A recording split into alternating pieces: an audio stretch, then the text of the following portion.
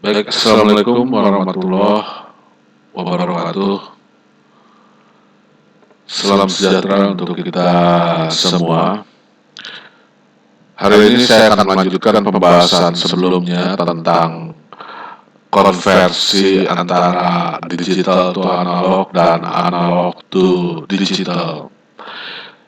Pada kesempatan ini saya akan menekankan khusus membahas tentang analog to digital converter. Setelah sebelumnya kita telah banyak mendiskusikan tentang apa itu teknik digital dan bagaimana dengan uh, hubungannya dengan analog.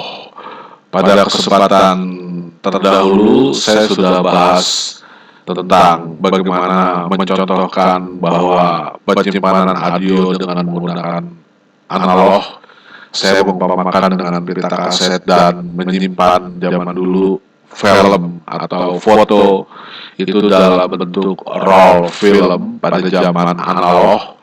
Kemudian alat playernya adalah tape recorder dan audio. Kita sudah bahas pada pertemuan yang sebelumnya, di mana pada zaman sekarang kita sudah mengalami zaman modern yang hampir semuanya adalah teknik digital.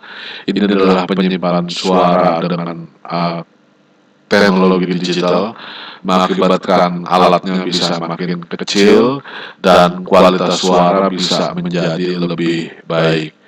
Ini adalah kamera digital yang tidak lagi membutuhkan roll film, tapi sudah menggunakan elemen memori sebagai penyimpan filmnya, hasil penjepretannya. Kita juga sudah mendiskusikan bagaimana tentang jam analog dan digital. Pada jam analog tentu saja dia menggunakan jarum, di dalamnya ada gear-gear, tidak punya fungsi khusus lagi, hanya itu saja. Tapi pada zaman sekarang kita sudah menemukan jam berkembang dengan menggunakan teknik digital. Tidak ada lagi gear-gear di dalam, semuanya sudah full elektronik. Dan dengan demikian semua setiap jam digital selalu dilengkapi dengan fitur-fitur tambahan seperti misalnya ada alarm, kemudian ada pencatat, reminder, ya. Beberapa juga sekarang sudah dilengkapi dengan alat untuk pendeteksi pendeteksi jantung, kemudian perekam jarak, dilengkapi dengan GPS, radio, dan lain-lain. Bahkan HP pun sudah bisa disimpan dalam bentuk jam digital. Ini perkembangan dari analog digital. Kita juga sudah bahas kemarin bagaimana kelebihan keunggulan daripada analog multimeter dengan digital multitester. Pada pertemuan awal kemarin kita sudah membahas tentang digital to analog converter, bahwa pada digital to analog converter ada 7 macam, tapi konsentrasi atau penekanan kita yang paling penting kita pahami adalah tentang binary weight method dengan R dan 2R. Kemarin kita sudah bahas bagaimana tentang binary weight dia converter, kemudian kita juga sudah membahas juga tentang teknik R dan 2R pada rangkaian digital to analog. Dari pembahasan itu sampailah tiba kita pada hari ini akan membahas penekanan kita pada topik yaitu analog to digital converter. Analog to digital converter itu adalah alat yang mengubah masukan analog menjadi masukan yang digital. Kita sudah diskusikan juga pada pertemuan sebelumnya bagaimana perbedaan antara sinyal analog dan sinyal digital, di mana pada sinyal analog memiliki sifat kontinu, ya, alternate, berjalan mulus, ya, perubahannya, ya, tidak stuck pada titik-titik tertentu, makanya disebut sebagai sinyal yang continuous. Tapi pada sistem digital pengolahan datanya itu menggunakan data yang discrete, ya. Jadi perubahannya tidak semulus yang di analog digital itu, dia hanya step-step, ya. Jadi kalau ini adalah sinyal analog yang berubah secara continuous, maka di dalam digital dikenal hanya ada dua kondisi, yaitu high low atau on off off. Nah, hari ini kita akan menekankan tentang analog to digital converter. Pada analog digital converter banyak digunakan pada pengatur industri proses, ya, komunikasi digital, ada rangkaian pengukuran pengujian. Umumnya ADC digunakan sebagai perantara antara sensor yang kebanyakan analog dengan sistem komputer seperti sensor suhu, cahaya, tekanan, berat air, dan lain-lain. Ini bisa kita lihat pada perubahan teknologi pada saat ini seperti alat voltmeter tadi, ya. Voltmeter dari voltmeter yang analog berupa voltmeter jarum akan berubah menjadi voltmeter digital. Di sini terjadi konversi antara perubahan analog menjadi pulsa kotak yang kemudian diukur, kemudian ditampilkan. Pada bagian ini kita coba lihat, ini adalah blok diagram ADC tadi, mendapat masukan analog. Jadi kalau ADC inputnya adalah analog yang akan dirubah menjadi bilangan desimal, bilangan digital. Angka digital tentu saja dia ada n bit word digital, ada berapa bit, ya.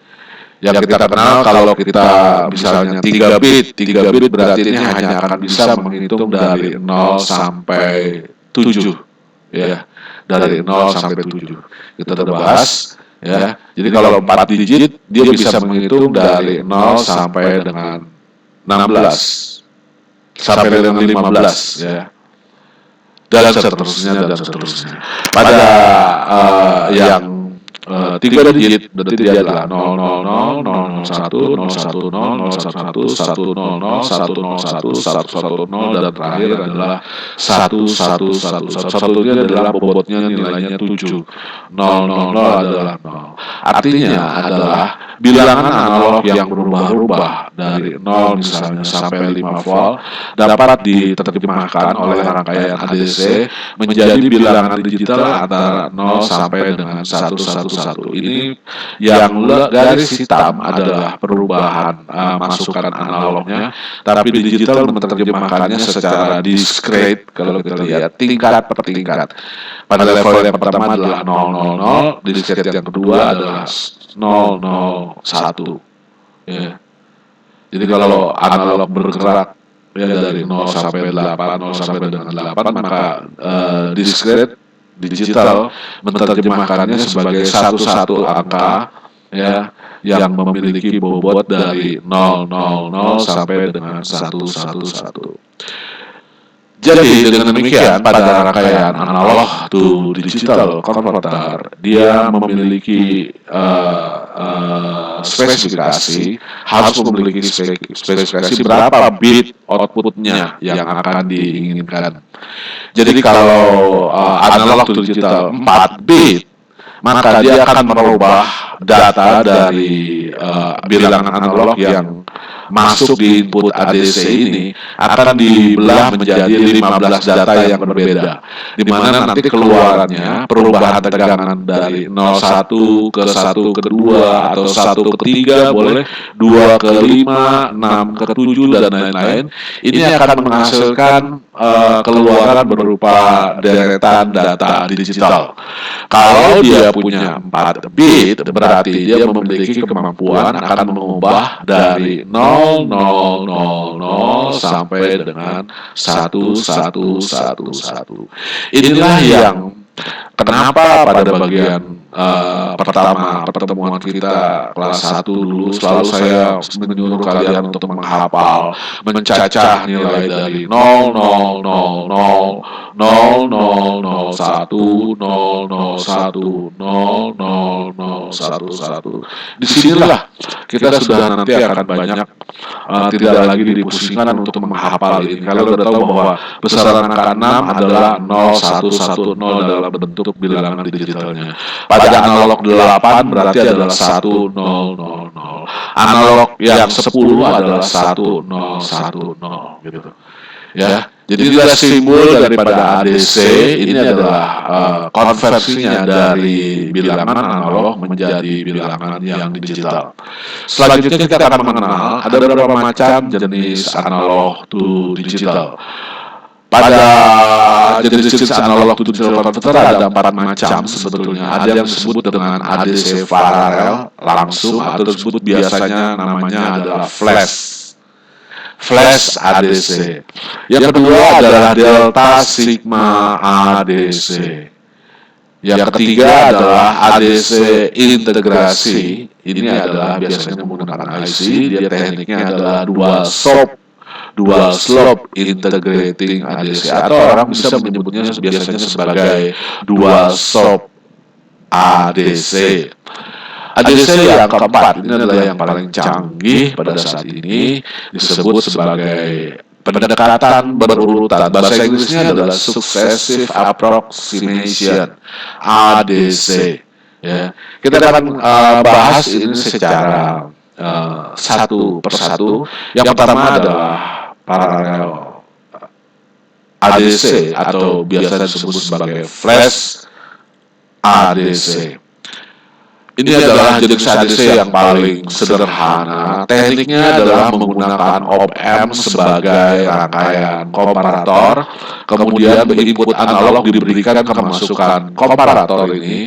Kemudian masukan input yang inverting diberikan ke tegangan referensi, yang mana akan dibagi-bagi tegangan jatuh melalui masing-masing resistor.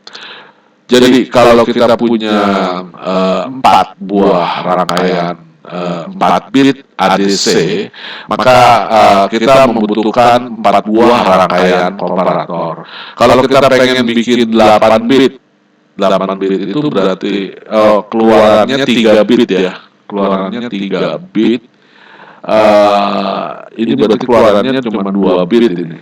Kalau pengen 3 bit kita butuh 8. Kalau pengen bikin 4 bit berarti kita butuh 16 gitu ya. Kalau 3 bit ini berarti dia dari 0000 sampai dengan 111. Kalau kita cuma punya 4, ini akan membuat hitungan cuma sampai ke 2. Dari 00, 01, 10 dan 11 balik lagi dia ke 000. Ini hanya untuk memperlihatkan saja bahwa pada rangkaian flash ini komponennya ada 2 macam, yaitu op-amp sebagai komparator dan ada rangkaian priority encoder yang akan mengubah tegangan masuk di sini menjadi tegangan digital 3 digit. Kalau 3 digit, berarti kalau kita lihat tabel, ini tidak ada yang D-nya, dia hanya CBA saja, dan hitungannya pun cuma sampai 8, gitu ya. Jadi tabelnya yang dipakai cuma dari CBAN ini sampai dengan angka 8, seperti ini. Artinya apa? Ketika masuk tegangan 0 volt, outputnya ADC akan 000. Kalau masukkan 1 volt, maka ADC akan keluar 001. Kalau 2 volt, berarti akan keluar 010. Kalau rangkaiannya adalah 3 bit. Tapi kalau rangkaiannya 4 bit, 1 volt berarti bacanya adalah 0001. 3 volt adalah 0011. Tapi kalau dia cuma 3 bit, maka baca 3 volt adalah hanya 011. Pada contoh di sini, kita lihat ada 3 priority encoder, masukkan inputnya di sini. Jadi masing-masing op-amp ini akan mencoba membandingkan tegangan input dengan referensinya. Karena resistornya di seri dengan nilai R yang sama, terserah mau 1 kilo semua, 1 kilo, asal dia sama. Maka tegangan jatuh ini akan berurut dari mulai 0 sampai dengan 8 volt. Gitu. Ya. Jadi ini kan 8, 1, 2, 3, 4, 5, 6, 7, 8. Berarti di sini ada tegangan 1 volt, 2 volt, 3 volt, 4 volt, 5 volt, 6 volt, 7 volt, 8 volt. Jadi manakala tegangan input misalnya dia 2 volt, berarti yang aktif yang resistor ini, yang sampai di sini saja. Di sini high, yang lain adalah 0. Nah kalau 0 high, maka dia akan keluar 0, 1, 0, kayak gitu. Jadi ini adalah priority encoder. Beberapa rangkaian juga hampir mirip seperti ini, tapi ini lebih jelas hasil keluarannya, ya. Di sini untuk menghasilkan 3 bit dipasang 1, 2, 3, 4, 5, 6, 7, 8 sama yang kita bahas tadi. Masing-masing komparator dia akan mendeteksi tegangan yang seperti ini. Jadi di bawah tegangan 3,3 volt yang bekerja adalah yang paling bawah ini. Kemudian antara 3,34 berarti yang kedua, 3,5 berarti yang ketiga, dan seterusnya. Output yang dihasilkan 3 bit yang akan berbeda dari 000 sampai dengan 111. Saya harap kamu sudah hafal ini. Kalau ininya nanti tergantung daripada perhitungan tegangan supply-nya. Ya. Jadi kalau di sini VDC-nya berapa, mau referensi berapa? Ya. Kalau referensinya dia misalnya 10, berarti 10 ini dibagi menjadi 1, 2, 3, 4, 5, 6, 7, 8. Nah segitulah peningkatannya. Ya. Tergantung daripada tegangan jatuh pada masing-masing resistor. Dari kerja flash ini dapat disimpulkan secara keseluruhan advantage dan disadvantage-nya, kelebihan dan kekurangannya. Pada flash analog to digital, memang rangkaiannya cukup simple saja, ya. Cukup memanfaatkan teori dasar op-amp yaitu sebagai komparator. Dan pada jenis ini sangat efisien, ya, dalam hal kecepatan, karena dia kecepatan sangat cepat. Langsung diberikan input, langsung dapat dihasilkan hasilnya. Limited only in terms of comparator and gate comparison. Jadi kenapa dia cepat tadi, ya, hanya ada op-amp dan gate daripada gerbang yang digunakan, ada NAND gate tadi. Kekurangannya adalah lower resolution. Jadi artinya adalah resolusinya itu rendah. Untuk menghasilkan cuma 3 bit saja tadi membutuhkan sampai dengan 8 komparator, ya. Untuk sampling sinyal audio itu resolusinya terlalu rendah. Yang kedua expensive, mahal tadi, ya, masih cukup mahal. Karena apa? Rumit. Ya, rumit secara komponennya. Kalau cara kerjanya sih simpel, hanya komparator, op-amp, ya, kemudian priority encoder, itu doang, simpel. Tapi dalam mewujudkannya dalam bentuk rangkaian ADC ini cukup rumit karena pasti IC-nya yang digunakan cukup banyak. Untuk masing-masing output, ya, number of comparison is double. Ya tadi, untuk menghasilkan 2 bit butuh 4 komparator. Untuk menghasilkan 3 bit dia butuh 8. Gitu. Untuk 4 dia butuh 16. Jadi dia itu tadi sangat tidak efisien, ya, karena komponen rangkaiannya itu cukup bisa menjadi rumit. Itu kelebihan dan kekurangan daripada flash analog to digital converter. Kita lihat jenis ADC yang kedua, yaitu delta sigma analog digital converter. Di sini menggunakan paling tidak 3 buah op-amp dan 1 buah gerbang D flip-flop. kita tahu cara kerja dari flip-flop adalah dia meneruskan apa yang ada pada data. Dari flip-flop ini memiliki dua input dan dua output, di mana output key dan not key memiliki output yang saling berlawanan. Output diambil daripada data digital, output keluaran digitalnya diambil dari keluaran dari flip-flop. Tentu saja sudah kita ketahui bahwa kerja daripada flip-flop ini adalah setiap data yang masuk akan digeserkan ke output setiap mendapatkan clock. Dalam hal ini karena dia tidak ada bulatnya berarti dia aktif high. Setiap mendapat logika high maka data akan dilempar ke output. Begitu dia low dia akan let's, dia akan kunci.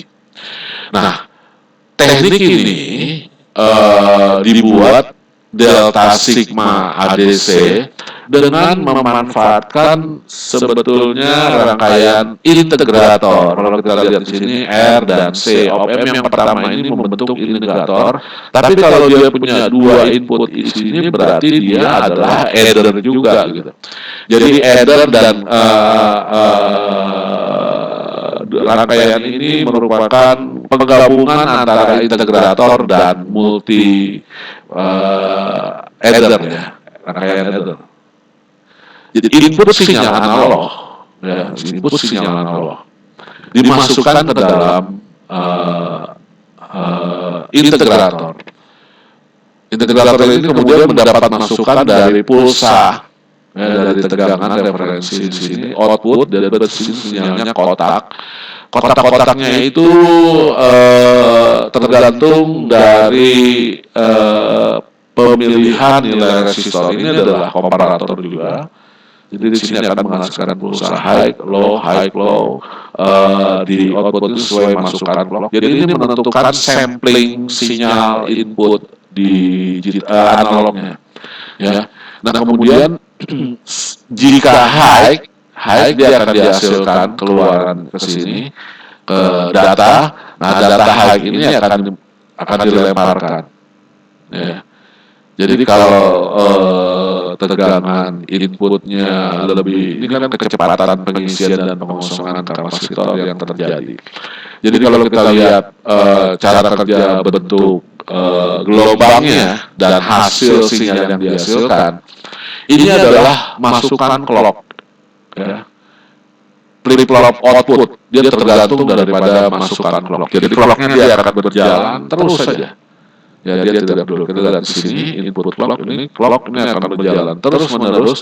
Maka di sini juga akan ada keluar yang terus menerus. Tapi dari masukan integrator di sini dia akan terjadi masalah pengisian dan pengosongan kapasitornya. Ya. Jadi kalau dia tegangannya besar, maka dia pengisiannya cepat, pembuangannya dia akan lambat, lebih panjang. Ya. Nah pembuangan yang lebih panjang menghasilkan delay waktu ketika dia akan memberikan masukan dari op-amp komparator ini ke data, sehingga yang terjadi adalah pengisian yang cepat. Kalau low dia pengisian cepat, kalau dia high pengisian lambat sehingga dia berada pada level 0. Ya. Kalau dia masuk ke level di bawah 0 maka outputnya dia akan 0. Waktu dia level positif dia akan 1. Ya. Jadi kalau dia high-nya lama panjang berarti dia akan ada 1 karena dianggap dia di sini membutuhkan 2 kali masukan clock. Ya. Jadi ini adalah keluaran dari integrator. Ya. Ketika dikasih tegangan. Ya, ini akan berubah. Ya. Setiap dia berada di level positif maka outputnya dia akan high. Tapi ketika dia di bawah level 0 maka dia di bawah level 0 ya maka outputnya dianggap 0. Kalau outputnya sudah mengisi ke positif dia dianggap high. Sinyal gergaji ini dari integrator ketika dia mendapatkan sinyal input. Kira-kira seperti itu. Nah, advantage dan advantage-nya, kelebihan dan kekurangannya pada delta sigma ini punya resolusi yang tinggi, tapi tidak presisi, ya. No precision external component needed. Jadi tidak begitu presisi karena tadi dia mengandalkan pengisian dan pengosongan kapasitor. Yang kekurangannya, kelebihan dan kekurangannya slow due to oversampling. Terlalu rendah, terlalu lambat, ya. Selama proses oversampling. Oversampling itu pencuplikan. Tadi, kapan dia dinyatakan low, kapan dia dinyatakan high. Dia dikatakan low kalau outputnya berada di bawah 0. Ya. Kemudian dia akan high kalau outputnya di atas 0. Sebetulnya bukan di bawah atau di atas. Ini adalah tegangan referensi yang ditentukan dari output op-amp yang kedua ini ya. Ini menentukan levelnya ada di berapa gitu. Ya. Dengan pembagi tegangan di sini. Makanya tadi itu kurang dinyatakan dia slow dan no precision, nggak presisi. Gitu. Ya. Oke, lanjut yang ketiga adalah dual slope ADC. Pada dual slope ADC dia memanfaatkan sebetulnya adalah rangkaian counter. Ini biasanya dalam bentuk IC ya. IC ICL 7106, ICL 7117, voltmeter dan bisa untuk juga mengukur temperatur itu menggunakan teknik dual slope ADC. Jadi konsep kerjanya adalah intinya dia berupa rangkaian counter. Counter ini punya, kalau dia 8 bit berarti dia bisa dari 0 sampai dengan 1111. Jadi kasih clock terus. Dia akan keluar counter. Counternya dikasih buffer, buffernya akan keluar. Buffer ini penyangga, cuman dia punya latch ya, nanti di sini dia bisa dikunci supaya dia bisa nanti ditampilkan dalam bentuk data digitalnya ke LCD atau ke 7 segment. Ya. Nanti biasanya sini digunakan sebagai voltmeter atau temperatur. Jadi kenapa dia dual slope? Ini adalah rangkaian integrator, ini adalah buffer, ya buffer komparator juga ya. Jadi di sini adalah integrator kuncinya. Kemudian dimasukkan ke control logic, ini yang akan nyetop, ya. Dia akan stop pada satu nilai tertentu. Ini yang dipertahankan kondisinya, kemudian dia akan nge-latch ke latch itu artinya mengunci ke clock sehingga datanya nanti bisa ditampilkan di 7 segment atau di LCD. Kenapa dia disebut sebagai dual slope? Karena dia dia ngambil inputnya 2 kali dibandingkan input referen. Referen ini tegangan referensi, nanti sudah disediakan oleh rangkaian. Dia biasanya tegangannya negatif gitu. Ya, inputnya positif. Nah, kalau tegangannya dia naik, maka dia akan, nah di sini bisa lihat, ini ada dual slope. Slope pertama punyanya input, slope kedua dia adalah punyanya referen. Gitu. Ya, jadi dia kenapa dual slope? V-in, referen, V-in, referen, V-in, referen. Caranya bergantian. Ini di clock nih, dikasih dari kontrol logic dari kecepatan clock cepat. Kesana kemari, jadi dia begitu. Jadi dia akan kapasitornya akan isi buang tergantung daripada besarnya tegangan input. Makin besar maka dia akan pengisiannya dia makin cepat. Maka akan cepat, pembuangannya akan semakin lama. Nah, pembuangan semakin lama ini akan membuat dia butuh waktu yang panjang untuk menyetop hitungan counter. Maka hitungannya pasti dia akan besar gitu. Jadi kalau 1 volt dia akan baru 1 volt stop, ya.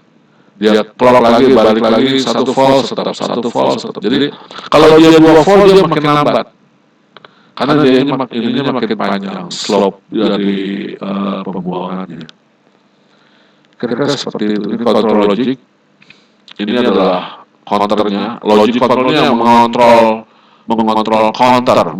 dia perhitungan in bitsnya itu dia berapa terserah. Ini contohnya adalah 8 bit ya, dari sampai DN terserah.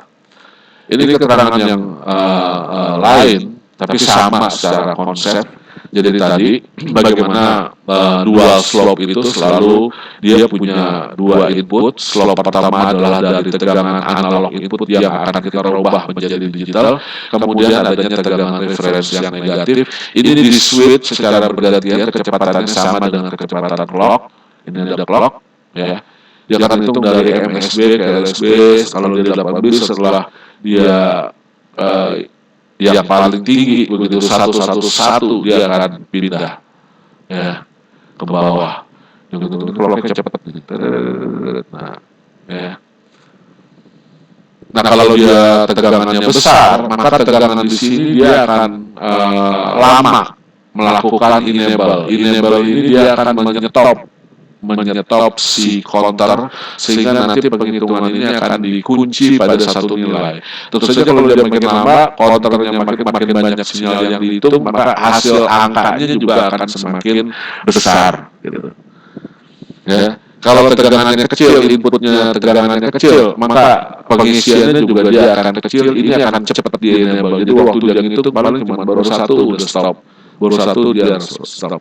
Ya. Dan di kontrol ini juga dilengkapi dengan reset. Apa itu reset? Reset adalah untuk membuat semua keluaran counter ini menjadi low. Ya. Oke, secara kelebihan dan kekurangan, ya, input sinyal is average. Ya. Input sinyalnya adalah berupa rata-ratanya. Ya. Greater noise immunity dan ADC tips. Jadi dia memiliki kemampuan gangguan noise-nya, kekebalan noise-nya lebih bagus dari jenis-jenis ADC yang lain. Jenis ADC lain mudah diganggu oleh noise, gangguan frekuensi dari luar, error gitu. Ya. Dengan teknik switching ini, dual slope, dia lebih kebal, noise immunity-nya dia lebih kuat. Kemudian kelebihan yang lain adalah dia memiliki akurasi yang tinggi, ya, cukup bagus. Ya, kekurangannya kerjanya lambat. Ya, karena untuk 8 bit dia mesti ngitung dari 0000 sampai 1111 itu pakai clock. Ya. Kemudian yang berikutnya adalah presisi tinggi, eksternal komponen required to achieve akurasi. Untuk menghasilkan akurasi yang tinggi juga dibutuhkan komponen eksternal yang kualitasnya juga presisi. Gitu. Ya. Itu dual slope. Kita sampai jenis yang terakhir. Ini biasanya dalam bentuk IC. Jadi sukses approximation ADC ini disebut juga sebagai pendekatan berurutan. Ya. Itu disebut sebagai successive approximation. Komponennya udah tidak bisa dilihat lagi karena di dalam jenis ADC ini biasanya sudah dibentuk dalam bentuk rangkaian IC ya, solid state. Tapi secara garis besar dia punya rangkaian SH. SH-nya adalah sample and hold. Jadi dia masuk tangkap gitu. Masuk tangkap, dicuplik kalau dalam bahasa Indonesianya. Dicuplik. Inputnya masukkan sinyal analog yang akan dicuplik tergantung dari masukan clock gitu. Jadi kalau analognya bergerak dari 1, 2, 3, 4, 5, itu dicuplik mau dia 1 volt cepet diatur dulu, diproses dulu. Begitu tegangan naik lagi 2 dicuplik lagi. Ya. 3 cuplik lagi, 4 cuplik. Jadi cuplik hold ya. Hold itu ditahan, kemudian dimasukkan dulu ke dalam komparator. Komparatornya akan membandingkan dengan tegangan di DAC. Nah, ini yang cukup menarik pada pendekatan berurutan ini, khusus approximation ini. Pada analognya sudah punya DAC di dalamnya. Gitu. Ya. Jadi nanti akan kita simpulkan DAC nggak bisa menjadi belum dilengkapi, apa maksudnya, tidak bisa jadi ADC, tapi pada rangkaian ADC sudah bisa ada rangkaian DAC-nya. Gitu. Ya. Ini menandakan siapa duluan yang lahir. Ya. Jadi orang sebelum merubah ADC harus ketemu dulu DAC-nya, gitu. Karena rangkaian DAC harus duluan. Makanya kemarin saya bahas bukan analog tuh di ADC dulu, tapi digital tuh analog dulu. Karena apa? Karena pada sukses approximation ini justru di dalam ADC-nya ada DAC, gitu. Ya. Ini ada komparator, ini ada delay SAR. SAR ini adalah register successive approximation tadi. Ya. Dia penyimpan data register sebanyak 8 bit. Ada reset start clock. Ini clock ini yang terus menerus, gitu. Ya, delay untuk memberikan waktu proses komparator pembandingan tegangan antara hasil cuplik tadi dengan hasil pengubahan analog yang dari digital tadi. Ya, kalau sama dia di enable, di latch, maka angka itulah yang akan dicantumkan. Nanti ini kan diproses lagi D0 sampai D7 ini ke rangkaian decoder, dari decoder kemudian dimasukkan ke rangkaian display biasanya. Ini hanya rangkaian ADC-nya saja. Ya. Jadi clock ini terus start itu adalah cara proses awal. Ya. Selama belum ada logic dari start, clock masuk tidak akan mengalami perubahan counting daripada SAR ini. Ya. Jadi register ini sebetulnya juga rangkaian counter. Itu. Nah, biasanya ini dalam bentuk IC, salah satu jenis IC yang bekerja sebagai successive approximation adalah 0801. Ini bisa diproses dengan ke komputer atau ke microcontroller. Jadi dia punya masukan inputnya berbentuk analog. Analog ini bisa kita gunakan transducer, sensor, apa saja. Ya. Masukan tegangan juga boleh, strain gauge kalau kita mau bikin timbangan, kita bisa gunakan LM35 sensor temperatur kalau kita mau gunakan dia sebagai pengukur temperatur. Ya, atau rangkaian buffer berupa op-amp kalau kita menggunakan sebagai voltmeter. Nanti input analog ini akan diproses oleh AD successive approximation yang di dalamnya tadi ada rangkaian komparator, sample hold, digital to analog, successive approximation register. Di sini sudah ada di dalamnya, sehingga nanti dia akan menghasilkan 8 bit. Ya, data hasil konversi dari masukan yang analog. Ini adalah pengubah dari masukan analog menjadi keluaran yang digital. Selanjutnya dia akan masuk ke dalam bus. Kalau di dalam komputer dia ada namanya bus data. Ya. Atau ini bisa diproses juga ke dalam microcontroller, Atmega atau Arduino dan lain-lain. Hasil prosesan konversi dari masukan analog menjadi keluaran digital. Kemudian kelebihannya dia mampu pada kecepatan frekuensi tinggi, ya. Dia sangat akurasinya menengah saja, tidak bagus-bagus amat, ya. Seimbang ya antara kecepatan dan biaya yang dikeluarkan. Artinya makin besar biayanya, kecepatannya juga bisa makin tinggi. Jadi ya kalau mau bagus koceknya makin besar, makin mahal gitu. Ya. Dapat memumpuni, ya mampu ya, untuk eh, memberikan keluaran biner secara satu persatu, gitu. Ya. Jadi kalau di sini dia punya input yang paralel, dia bisa dimanfaatkan juga outputnya tidak berbentuk paralel, tapi bisa mudah nanti dibuat secara serial, bitnya satu persatu. Tapi untuk IC 0801 ini tidak punya fasilitas untuk keluaran output yang serial. Kelemahannya adalah resolusinya tinggi, ya. Tapi makin tinggi, ya konsekuensinya pengubahannya bisa menjadi lambat, gitu. Ya. Kemudian kecepatannya cuma maksimum 5 megabit, ya, per detik.